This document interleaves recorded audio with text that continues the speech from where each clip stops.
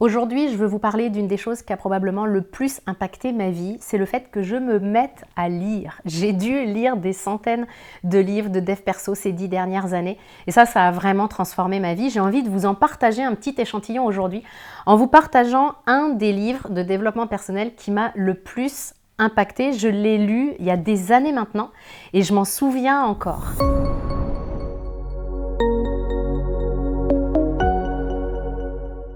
Ce livre, c'est Qui a piqué mon fromage? Alors, ça ne parle pas évidemment d'un vol de fromage au sens propre, c'est vraiment une fable symbolique qui est dédiée à nos comportements face au changement. On est bien d'accord que dans notre vie, on rencontre énormément de changements. Certains qui ont un impact important, certains moins. Et on n'est pas très à l'aise avec le changement généralement. On aime bien souvent que les choses soient contrôlées, soient stables. Pour autant, on le vit dans chacune de nos vies. Le changement fait partie de notre quotidien. À l'intérieur de ce livre, de cette fable, on découvre en fait 4 personnages. Le premier qui s'appelle Flair, il sait ressentir les changements, il sait les anticiper. Le deuxième qui s'appelle Flèche, il voit le changement, il attend qu'il soit là et il passe tout de suite à l'action. Le troisième, c'est notre Polochon qui refuse le changement et qui espère que tout redeviendra comme avant. Et le quatrième personnage de cette fable, c'est Baluchon. Baluchon, il hésite, il est un petit peu long à la détente, mais il finit par accepter le changement et par s'adapter. Alors pourquoi est-ce que ce livre résonne avec chacun de nous? Pourquoi il m'a autant parlé? Eh bien simplement parce qu'il parle de nos propres comportements face au changement. Puis on va aller un petit peu plus loin et bien sûr je vous invite à vous questionner un petit peu au fur et à mesure où vous m'écoutez sur quel est votre comportement face au changement. Flair et Flèche dans cette fable, ils montrent l'importance d'agir rapidement et de ne pas s'accrocher au passé.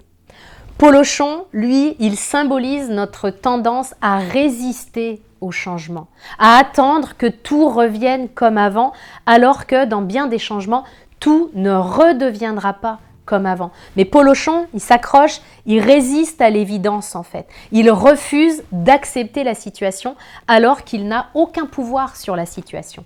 Et puis Baluchon, lui, il illustre le courage de prendre des risques malgré nos peurs. C'est pas quelqu'un qui va chercher à créer le changement, c'est pas quelqu'un qui est hyper intuitif et qui va vraiment être proactif.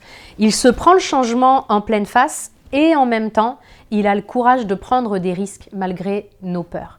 Donc, c'est vraiment un premier questionnement que je veux vous amener, de pouvoir observer de quel personnage vous vous sentez le plus proche. Peut-être qu'il y a un changement en ce moment dans votre vie et peut-être que vous l'aviez senti venir et que vous avez imaginé un plan B, un plan C et peut-être un plan D et que vous êtes déjà en train de créer autre chose.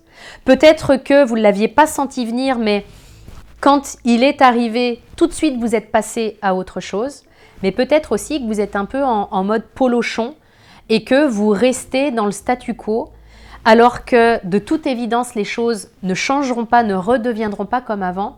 Peut-être que vous êtes comme paralysé et que vous résistez à ce qui est. Si c'est le cas, je veux vraiment vous amener cette réflexion de est-ce que j'ai d'autres options que de jouer à Polochon dans cette situation? Et je vais vous partager aussi les 3 grandes leçons que je retiens de ce livre. La première leçon, c'est que le changement, il est inévitable. Je rencontre tellement de personnes qui s'accrochent, qui essayent de contrôler, qui essayent de prédire l'avenir, qui essayent de retenir. Elles oublient, ces personnes-là, que le changement est inévitable. Et donc, quand le changement arrive dans leur vie, elles font leur Polochon. Elles résistent, elles freinent des cas de fer, elles mettent beaucoup d'énergie à vouloir contrôler et rattraper les choses, alors même que le flux de la vie est en train de continuer de couler finalement. Donc, résister au changement, c'est comme vouloir arrêter la marée avec nos mains. Ça ne marche pas. La deuxième grande leçon, c'est que je vous invite à être attentif aux signes. À l'image de Flair en fait, dans cette fable. Flair qui sent que ça sent pas bon en fait. Et tout de suite, ça lui permet de créer autre chose et de rebondir avant même de se prendre une vraie difficulté en pleine face. Du coup, c'est une question que j'ai pour vous aussi. Si vraiment vous vous faites confiance, si vous faites confiance à votre ressenti, est-ce que vous voyez, est-ce que vous sentez des choses qui sentent pas très bon en ce moment? Est-ce que vous sentez un changement qui s'amorce et auquel peut-être vous auriez intérêt à répondre maintenant plutôt que d'attendre de vous prendre la grosse claque en pleine face dans quelques temps? Puis la troisième leçon, c'est d'agir malgré la peur. À l'image de Baluchon qui est vraiment en train d'hésiter, mais il comprend que rester immobile, c'est plus risqué que d'agir. Et ça, c'est un message qui est très fort pour moi parce que je rencontre énormément de personnes qui me disent que leur peur les empêche d'avancer. C'est absolument pas le cas en fait. C'est pas parce que vous avez peur de faire quelque chose que vous ne pouvez pas le faire. C'est pas parce que vous avez peur de faire quelque chose que vous n'êtes pas capable de le faire. La peur n'empêche pas d'avancer, sauf si je lui en donne l'autorisation. Il n'y a pas d'un côté les gens courageux et de l'autre les gens peureux. Les gens courageux qui n'ont pas de peur, puis les gens peureux, pas de bol, comme ils ont peur, ils ne peuvent pas faire les choses. Des deux côtés, il y a des gens qui ont peur, mais il y a des gens qui ont compris qu'ils peuvent avancer et agir malgré leur peur. Maintenant, on peut se demander comment on peut faire pour appliquer ces leçons dans notre vie. Bien, dans cette fable, le changement qui se passe pour les personnages, c'est du fromage. C'est-à-dire qu'il y avait du fromage et puis maintenant, il n'y en a plus. Et ce fromage représente ce qui est vraiment important, ce qui a de la valeur pour les personnages. C'est une première question intéressante à vous poser aujourd'hui. Aujourd'hui, qu'est-ce qui a de la valeur dans votre vie? À quoi est-ce que vous êtes attaché?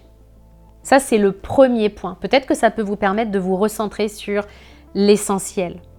Puis le deuxième point, ce que je vous disais tout à l'heure, c'est qu'on peut être aware, comme dit Jean-Claude Van Damme, simplement d'être conscient des signes, de ne pas vivre la tête dans le guidon, d'éviter de porter des œillères, simplement de se dire, est-ce qu'il y a des signes en ce moment qui font que je sens qu'il y a des choses qui sont en train de changer et que plutôt que de subir la situation ou de subir ces changements, je pourrais les créer.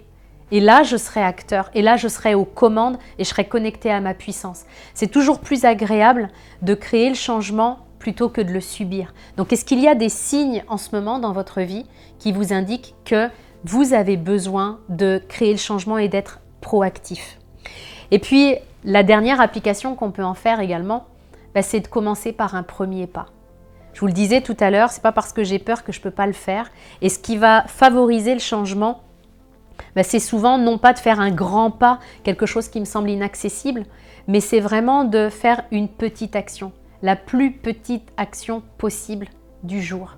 Et ça peut être mon petit pas, et des petits pas cumulés, ça donne des grandes transformations. Donc, quel est votre petit pas d'aujourd'hui? Alors peut-être que cette vidéo vous donnera envie de lire le livre ou pas. Je pense que déjà avec cette synthèse, vous pouvez utiliser les questions que je vous ai posées, puis on est bien d'accord que j'ai été vite. Il faudra revenir en arrière pour pouvoir récolter toutes les réponses que vous avez déjà en vous et qui vont pouvoir émerger grâce à ces questions. Dites-moi en commentaire si vous l'avez lu, ce que vous en avez pensé, si vous avez lu d'autres livres sur le changement également. Et puis n'hésitez pas à liker, partager, commenter. En faisant ça, vous apportez une contribution qui est vraiment très importante. Et je vous en remercie par avance. À très bientôt.